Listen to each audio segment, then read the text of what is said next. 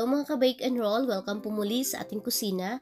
For today's video guys ay gagawa tayo ng special ham and cheese empanada na pwede natin ipangbaon sa school ng ating mga kids. Pwede rin po natin ito ipang merienda at syempre pwede rin po natin ito ipangbenta. Napaka-konti lang ng mga sangkap nito guys kaya wag na natin patatagalin to. Tara umpisahan na po natin. Para sa ating filling, ayan, ito yung mga kailanganin natin dito guys. Kailangan natin ng mayonnaise. Ayan, ito yung brand na ginamit ko. Then kailangan natin dito ng ham. Pwede po kayong gumamit na kahit anong brand. Then, ito, kailangan din po natin ng bell pepper, dalawang medium size. Then, ito yung ating cheese. Pwede kayong gumamit ng quick melt at saka itong cheddar cheese. At kailangan din po natin ng paminta. Then, i-slice lang natin ito ngayon guys ng maliliit na cubes.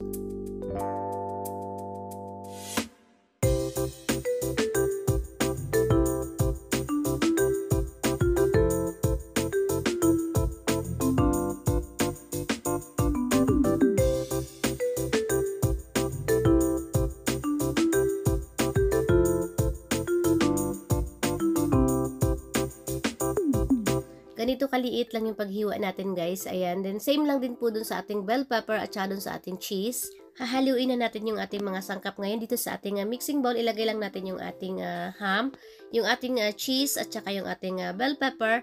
Yung bell pepper guys, pwede po kayong mag-add kung gusto nyo mas madami. At pwede rin po kayo dito maglagay ng powder na chili. Ayan, para medyo spicy yung ating empanada. Ayan, din ilagay na natin yung ating mayonnaise. Isunod na rin natin yung ating pepper o yung ating paminta. Ayan, depende na sa inyo guys kung gusto nyong damihan. Sa akin dito, nung una 1/2 teaspoon. Then, dinagdagan ko pa siya, naging 1 teaspoon na siya guys. Then, i-mix lang natin ito ngayon.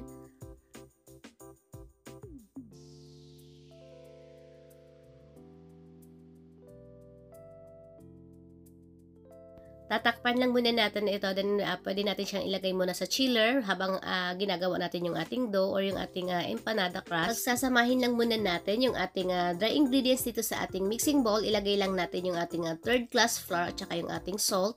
I-mix lang natin ito. Ayun, mas maganda guys kapag third class flour yung gagamitin natin, lalo na kapag pangbenta natin, pero pwede naman all-purpose flour. Ilagay na rin natin yung ating margarine, ayan yung ginamit kong brand. Then ilagay na rin natin yung ating water. Half lang muna yung nilagay ko dito guys para matansya natin yung ating magiging texture ng ating dough. Then i-mix lang natin ito, dapat malinis po yung ating kamay kapag bago po tayo humawak ng ating dough. Hahaluin lang natin ito guys hanggang sa ma-dissolve na yung ating sugar. Then continue lang yung pag-mix natin hanggang sa mag-form na siya ng dough. Ayan, nilagay ko na lahat ng ating water. Pag nakikita nyo medyo dry yung inyong dough, pwede naman po kayo mag-add ng water ng pakonti-konti lang po. 1 tablespoon or 1 teaspoon at a time lang po para matansya nyo ng maigi hanggang sa mag-form lang siya ng dough. Ayan, papakita ko sa inyo mamaya ko yung tamang magiging texture ng ating dough.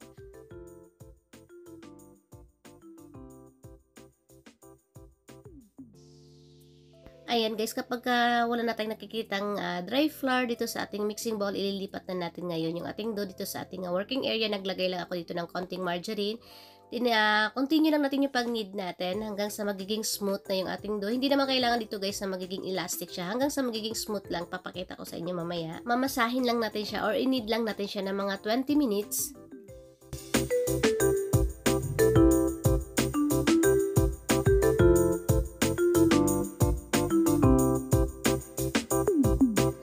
After 20 minutes, ito na yung ating dough. Ayan, smooth na siya guys. Ay, papakita ko sa inyo. Ganito dapat yung magiging texture ng ating dough. Ayan. Hindi naman siya elastic guys, basta smooth lang siya. Tatakpan lang natin ito ng cling wrap dito sa ating counter, then hayaan lang natin ito mag-rest ng 30 to 35 minutes. May sasabihin pala ako sa inyo ngayon guys, kasi nakaraan meron pong nag-comment na bakit daw po ako naka-watch, na sinasabi naman na ito sa mga training, sa mga workshop na bawal po mag-relo. Yes po, bawal po talaga ang mga relo, yung mga jewelries kapag nagbe-bake po tayo. Pero ito po talaga yung pinaka main reason po na bakit po ako nagre-relo. Ayan, nakikita nyo ba yung mga scars? Ayan po yung na-aksidente kami guys, kaya medyo nahihiya po ako sa inyo. Kaya ayan po, tinatakpan ko po siya ng relo. Then pangalawa po, kapag nagbe-bake ako, nagta-timer ako, maya-maya po ako tumitingin sa oras. Then ayan guys, hinati ko na pala yung ating dough. Bali 30 grams yung bigat ng bawat isang dough natin. Yung laki ng ating empanada, depende na sa inyo guys kung gaano kalaki yung empanada nyo. Sa akin 30 grams, pwede na yon. Then ayan, bibilugin lang natin siya ngayon, isa-isa.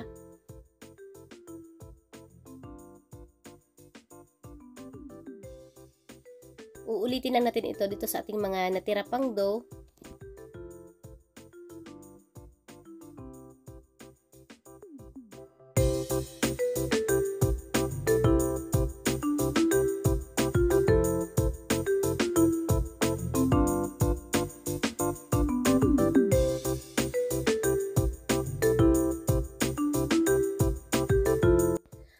tapan lang natin ito ng cling wrap para hindi po mag-dry yung ating dough. Then, dito guys, pwede kayong gumamit ng empanada molder. Meron akong dalawang klase dito. Pero hindi ko naman ito nagamit guys kasi itong isa masyadong maliit.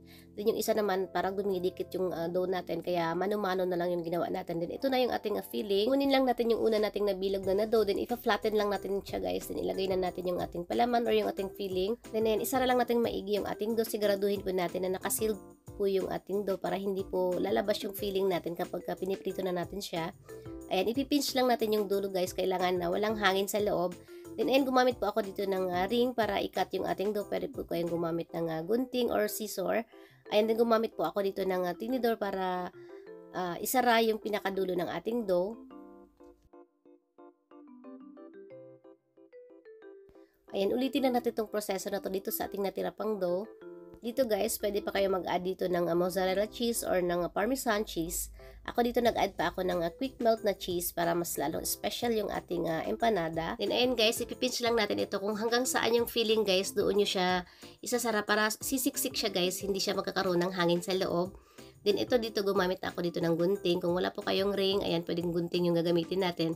Then ito yung pinagtrima natin guys, yung itong mga sobrang dough, pwede pa natin itong gamitin mamaya.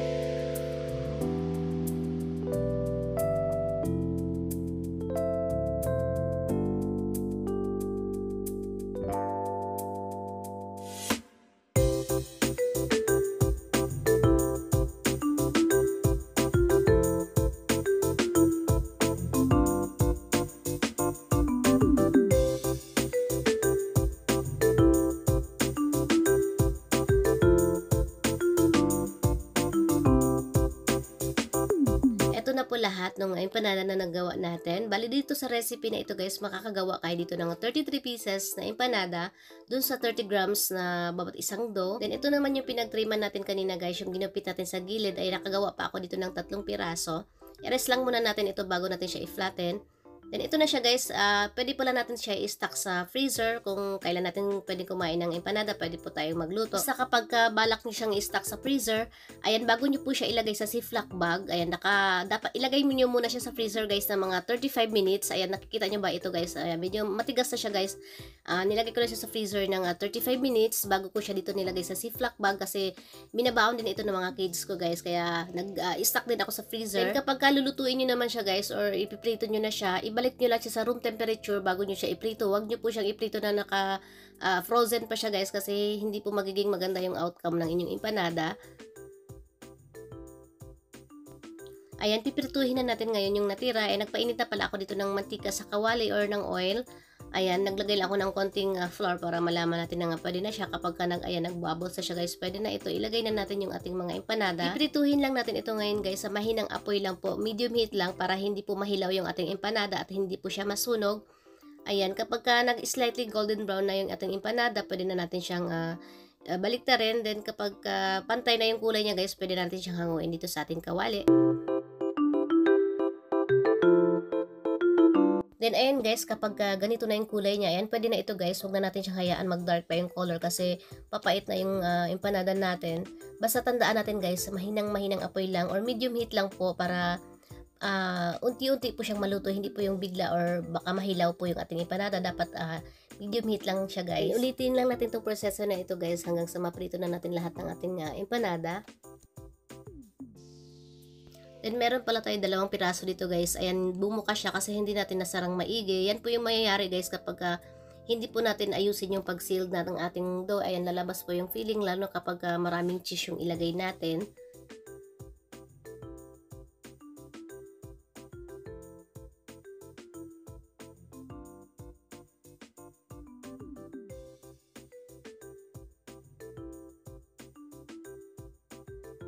Then, ito na yung ating special ham and cheese empanada. Ayan, special siya guys kasi 2 klase ng cheese yung nilagay ko dito. Yung, ayan, nakikita nyo ba yung lumabas guys? 2 klase kasi yung cheese na nilagay ko dito guys. Yung quick melt at saka yung ating cheddar cheese. Pero nasa inyo naman yun guys kung paano nyo gawing special yung inyong empanada. Pwede pa kayong mag-add ng bacon. Pwede pa kayong mag-add pa ng mas maraming cheese or ng mozzarella cheese. Then, ayan siya guys, medyo mainit-init pa ito kaya medyo nahirapan akong ihati siya. Ayan, kitang-kita natin yung cheese sa loob na nagme-melt. Ayan. nakakabusog itong merienda na ito guys, at pwede natin ibaon ito sa ating mga kids, at maganda naman siya guys dahil pwede natin siyang i-stock sa freezer at pwede tayong magluto anytime na gusto natin kumain ng empanada. Yung pinaka-dough natin guys ng empanada, tamang-tama lang yung timpla niya guys, malinamnam siya kahit yung dough lang yung papakin natin. Hindi po siya ganun katamis. Sakto lang. Then pagdating naman sa texture niya guys, yung labas niya may pagka soft, then flaky, then yung loob naman may pagka chewy. Ang sarap niya guys kasi sakto lang lahat ng timpla niya. Kung pangbenta niyo naman guys, pwede niyo doblihin or triplihin yung recipe para mas marami kayong magagawa. Ayan, nakikita niyo ba guys yung cheese natin na nagme-melt? Ayan, masarap ito kainin guys pag mainit-init pa. Kung ipangbenta nyo naman ito guys, huwag nyo siyang ilagay sa yung naka-plastic na hindi nakakapasok yung hangin. Dapat doon sa mga container or doon sa box na medyo may hangin na pumapasok guys, kasi kapag naka-plastic siya na walang hangin na nakapasok, ayan, kukunat yung ating empanada. Pwede natin siyang ilagay dun sa mga clamshell guys, or pwede din, may nabibiling pastry bag na pang empanada. Ito guys, papakita ko sa inyo. Ayan guys, nakikita nyo ba sa screen? Ayan, pang empanada talaga siya guys. Ayan, sa Shopee po yan. Then ito naman yung box natin. Ayan, kasya dito yung 8 pieces na empanada dun sa 30 grams. Binebenta ko ito guys ang 150 pesos kasama na yung costing ng box. Ito pala yung size niya. Ayan. Pero depende na sa inyo guys kung saan nyo siya ilalagay. Meron naman mga container na mumurahin lang kung pang benta natin para mura lang yung costing natin. Ayan, kita-kits po tayo ulit sa aking susunod pang mga videos. Maraming salamat po sa inyong panonood. Mag-iingat po tayo palagi.